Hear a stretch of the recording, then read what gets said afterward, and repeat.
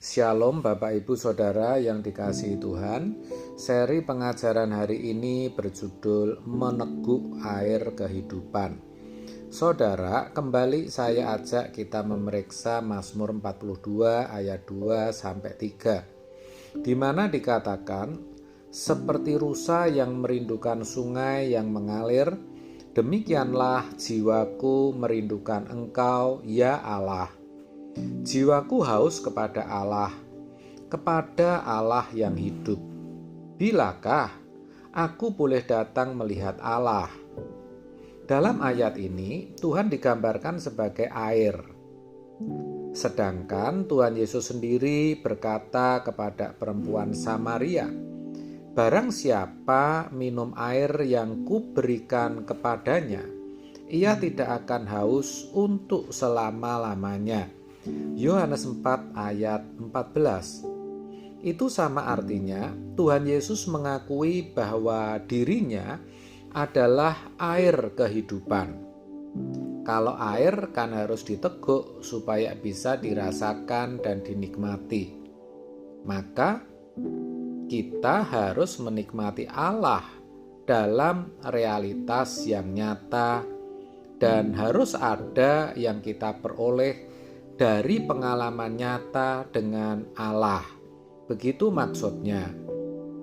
Bukan hanya bersentuhan dalam fantasi.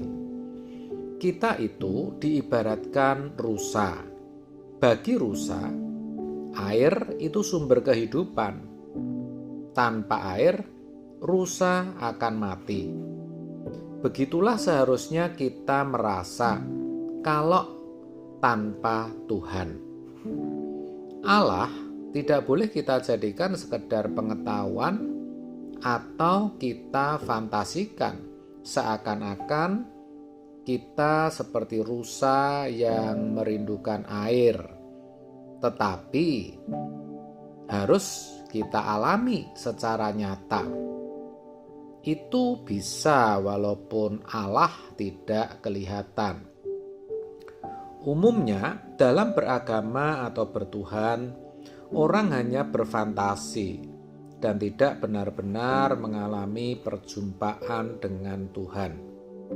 Saudara, orang yang berfantasi pada dasarnya tidak bertuhan dengan benar. Kita harus persoalkan betul hal ini. Saudara, kata haus itu menunjukkan kefrustasian fisik.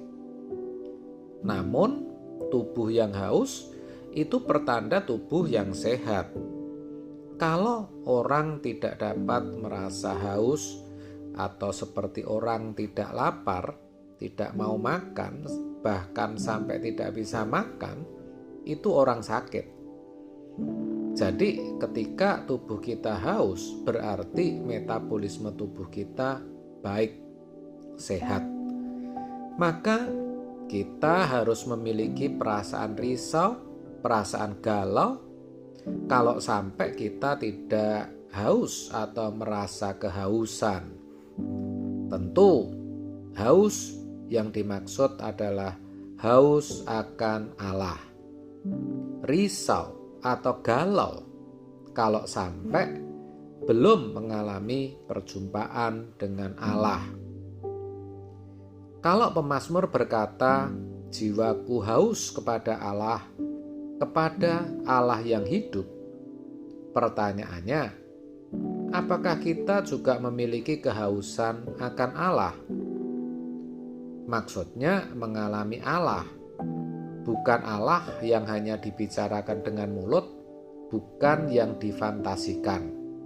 Saudara, kalau metabolisme rohani kita sehat, pasti akan ada sinyal, yaitu kehausan untuk menemukan air kehidupan, sehingga dahaga jiwa kita dapat dipuaskan.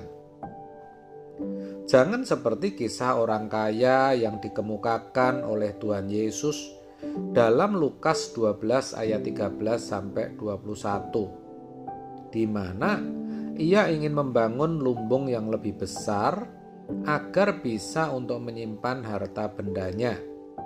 lalu berkata, "Hai jiwaku, ada padamu banyak barang, senangkan dirimu." Nah, ini sesat. Jiwanya tidak akan dapat diisi oleh barang-barang seperti itu. Saudara, hanya ada satu yang dapat menjawab kehausan jiwa, yaitu Allah. Jiwa kita tidak bisa diisi oleh apapun, sebab telah dikunci oleh Sang Khalik, oleh penciptanya, yaitu Tuhan semesta alam, bahwa yang kita butuhkan hanya Tuhan. Ibarat seperti sumur yang tidak memiliki dasar, yang diisi oleh apapun akan selalu kurang. Atau ibarat seorang pencipta mobil yang mendesain mesin mobil itu harus diisi bensin, tidak didesain diisi air. Kalau diisi air, rusak, tidak jalan.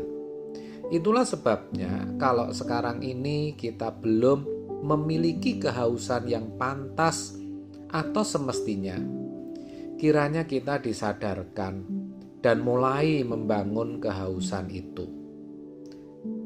Kalau dalam Lukas 4 ayat 5-8, Tuhan Yesus dibawa ke atas tempat yang tinggi dan ditunjukkan kepadanya kemuliaan, keindahan dunia. Itu sebenarnya menunjukkan adanya kuasa gelap yang berusaha untuk menyesatkan, dengan menunjukkan keindahan dunia sebagai solusi untuk menjawab kebutuhan kehausan jiwa.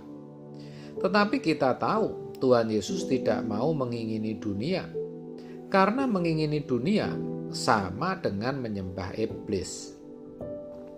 Sedangkan kita, jiwa kita sudah terlanjur rusak, jiwa kita sudah sesat, dan itu ditandai kehausan kita terhadap sesuatu yang kelihatan, yang disediakan oleh dunia ini.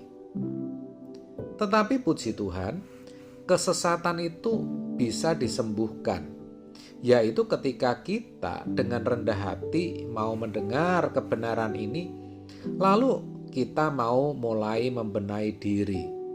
Roh Kudus pasti akan menolong kita untuk kesembuhan jiwa kita ini. Dengan begitu, kita akan mulai memiliki metabolisme kehidupan rohani yang baik. Jangan sampai seperti orang kaya di Lukas 12 yang mati dalam kemiskinan. Mati sebelum meneguk Tuhan sebagai air kehidupan. Karena pikirannya sesat, dia pikir jiwanya bisa dipuaskan dengan kekayaan. Itulah yang akan dialami orang-orang yang mengumpulkan harta bagi dirinya sendiri, jikalau ia tidak kaya di hadapan Allah. Maka jangan sampai kita tenggelam dalam kehausan yang salah. Sebaliknya, kita harus memiliki kehausan yang benar, kehausan yang kudus, yaitu kehausan untuk dapat meneguk Tuhan. Pertanyaannya, apa yang kita bisa teguk dari Tuhan? Jawabnya spiritnya, gairahnya. Karena itulah kebutuhan kita yang sejati.